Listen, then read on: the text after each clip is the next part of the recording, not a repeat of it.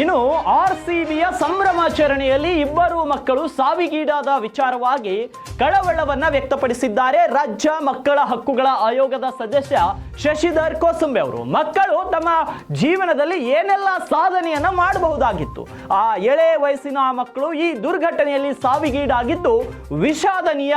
ಇಂತಹ ದೊಡ್ಡ ಕಾರ್ಯಕ್ರಮ ಆಯೋಜನೆ ಮಾಡುವಾಗ ಸುರಕ್ಷತಾ ಕ್ರಮಗಳನ್ನ ಕೈಗೊಳ್ಳಬೇಕು. ಇದರಲ್ಲಿ ಸಂಬಂಧಪಟ್ಟವರು ಎಡವಿದ್ದಾರೆ, ಇದು ಎಲ್ಲರಿಗೂ ಗೊತ್ತಾಗಿದೆ.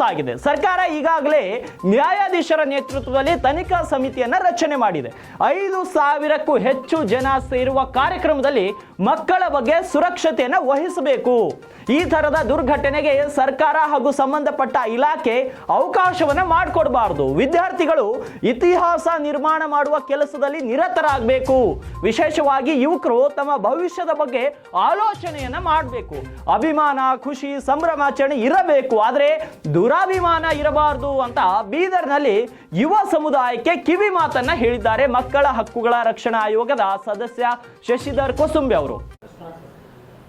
ಕಳೆದೆರಡು ದಿನಗಳ ಹಿಂದೆ RCBಯ ಸಂಭ್ರಮಾಚರಣೆಯಲ್ಲಿ ಕಾಲ್ತುಳಿತಕ್ಕೊಳಗಾದ 11 ಜನರಲ್ಲಿ ಯಾದಗಿರಿ ಜಿಲ್ಲೆಯ ಶಿವಲಿಂಗ ಕುಂಬಾರ ಹಾಗೂ ದಿವ್ಯಾಂಶಿ ಇಬ್ಬರು ಮಕ್ಕಳು, ಅಪ್ರಾಪ್ತ ಮಕ್ಕಳು ಸಾವಿಗೀಡಾಗಿದ್ದು ಕರ್ನಾಟಕ ರಾಜ್ಯ ಮಕ್ಕಳ ಹಕ್ಕುಗಳ ಆಯೋಗ ತೀವ್ರವಾಗಿ ಕಳವಳ ವ್ಯಕ್ತಪಡಿಸ್ತಾ ಇದೆ. ಯಾಕಂದರೆ ಮಕ್ಕಳು ಇನ್ನು ಅವರು ತಮ್ಮ ಜೀವನದಲ್ಲಿ ಏನೆಲ್ಲ ಸಾಧನೆ ಮಾಡ್ಬೋದಾಗಿತ್ತು, ಜೀವನದಲ್ಲಿ ಏನೆಲ್ಲ ಖುಷಿ ಸಂತೋಷ ನೋಡ್ತಕ್ಕಂಥ ಆ ಎಳೆ ಮಕ್ಕಳು ಈ ಥರ ಒಂದು ದುರ್ಘಟನೆಯಲ್ಲಿ ಸಾವಿಗೀಡಾಗಿದ್ದು ಇದು ಸರಿಯಾದ ಕ್ರಮವಲ್ಲ. ಹೀಗಾಗಿ ಸಂಬಂಧಪಟ್ಟಂಥ ಆಯೋಜಕರು, ಸಂಘ ಸಂಸ್ಥೆಯವರು ಇಂಥ ದೊಡ್ಡ ದೊಡ್ಡ ಕಾರ್ಯಕ್ರಮಗಳ ಆಯೋಜನೆ ಮಾಡುವಂಥ ಒಂದು ವೇಳೆಯಲ್ಲಿ ಮೊದಲೇ ಮಕ್ಕಳಿಗಾಗಿ ಮತ್ತು ಮಹಿಳೆಯರಿಗಾಗಿ ವಿಶೇಷವಾದ ಪ್ರತ್ಯೇಕವಾದ ವ್ಯವಸ್ಥೆ ಮತ್ತು ಸುರಕ್ಷತಾ ಕ್ರಮ ಕೈಗೊಳ್ಳಬೇಕಾಗಿತ್ತು. ಅದರಲ್ಲಿ ಸಂಬಂಧಪಟ್ಟಂಥವರು ಎಡವಿದ್ದಾರೆ. ಅದು ಸ್ಪಷ್ಟವಾಗಿ ಅದು ಎಲ್ರಿಗೂ ಸಹಿತ ಗೊತ್ತಾಗಿದೆ. ಹೀಗಾಗಿ ಮುಂಬರ್ತಕ್ಕಂಥ ದಿನಗಳಲ್ಲಿ ಈಗಾಗಲೇ ಸರ್ಕಾರ ನ್ಯಾಯಾಧೀಶರ ಒಂದು ಅಧ್ಯಕ್ಷತೆಯಲ್ಲಿ ಒಂದು ತನಿಖಾ ಸಮಿತಿ ರಚನೆ ಮಾಡಿದೆ. FIR ಕೂಡ ಪ್ರಕರಣ ದಾಖಲಾಗಿದೆ.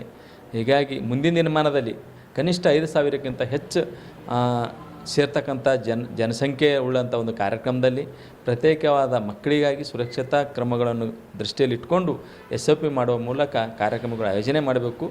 ಈ ಥರದ ದುರ್ಘಟನೆಗಳಿಗೆ ಸರ್ಕಾರ ಮತ್ತು ಸಂಬಂಧಪಟ್ಟಂಥ ಇಲಾಖೆಗಳು ಅವಕಾಶ ಕೊಡಬಾರ್ದು ಅಂತ ಹೇಳಲಿಕ್ಕೆ ಇಚ್ಛಪಡ್ತೀನಿ. ವಿದ್ಯಾರ್ಥಿಗಳು ನಿತ್ಯವೂ ಇತಿಹಾಸ ನಿರ್ಮಾಣ ಮಾಡ್ತಕ್ಕಂಥ ಕೆಲಸದಲ್ಲಿ ತಲ್ಲೀನರಾಗಬೇಕೇ ವಿನಃ ಈ ಥರದ ಒಂದು ಸಂತೋಷ ಅದು ಒಂದು ಯಾವ ರೀತಿ ಇರಬೇಕಂದ್ರೆ ಆ ಒಂದು ತತ್ಕ್ಷಣವಾಗಿ ನೋಡಿ ಮರಿತಕ್ಕಂಥದ್ದಾಗಬಾರ್ದು. ಬರೀ ಜೀವನದಲ್ಲಿ ಯಾವ ರೀತಿ ಒಬ್ಬ ವಿದ್ಯಾರ್ಥಿ ತನ್ನ ಜೀವನದ ಒಂದು ಸಾರ್ಥಕತೆ ಅಡಿಗೆ ಒಯ್ಯಲಿಕ್ಕೆ, ಒಂದು ಸಾಧನೆ ಮಾಡಲಿಕ್ಕೆ ಎಷ್ಟೆಲ್ಲ ಪ್ರಯತ್ನಗಳು ಮಾಡ್ತಾನೋ ಆ ರೀತಿಯಲ್ಲಿ ಇದಕ್ಕೆ ತಮ್ಮ ಮನಸ್ಸು, ತಮ್ಮ ಶಕ್ತಿ, ತಮ್ಮ ಆಲೋಚನೆ ಅದಕ್ಕೆ ವ್ಯವಹರಿಸ್ತಕ್ಕಂಥದ್ದು ಸರಿಯಲ್ಲ. ವಿಶೇಷವಾದಂಥ ಯುವಕರು ತಮ್ಮ ಭವಿಷ್ಯದ ಬಗ್ಗೆ ಆಲೋಚನೆ ಮಾಡಬೇಕು. ಇಂಥ ಅಭಿಮಾನ, ಖುಷಿ, ಸಂಭ್ರಮಾಚರಣೆ ಇರಬೇಕು, ಆದರೆ ದುರಾಭಿಮಾನ ಇರಬಾರ್ದು. ದುರಾಭಿಮಾನ ಇದ್ದರೆ ಈ ಥರದ ಒಂದು ಸಮಸ್ಯೆದ ಸುಳಿಯಲ್ಲಿ ತಮ್ಮ ಇಡೀ ಬದುಕೆ ಹಾಳು ಮಾಡ್ಕೊಳ್ಳಿಕ್ಕೆ ಮುಂದಾಗಿದ್ದಂಗೆ ಆಗುತ್ತೆ. ಅದಕ್ಕೆ ವಿಶೇಷವಾಗಿ ಯುವಕರು ತಮ್ಮ ಜೀವನದ ಬಗ್ಗೆ ಆಲೋಚನೆ ಮಾಡಬೇಕೇ ವಿನಃ ಈ ಥರದ ಒಂದು ಇವತ್ತಿನ ಆಧುನಿಕತೆ ಭರಾಟೆಯಲ್ಲಿ ಅಂಥದಕ್ಕೆ ಆಕರ್ಷಣೆಗೆ ಒಳಗಾಗಬಾರ್ದು ಅಂತ ಹೇಳಲಿಕ್ಕೆ ಇಚ್ಛಪಡ್ತೀನಿ.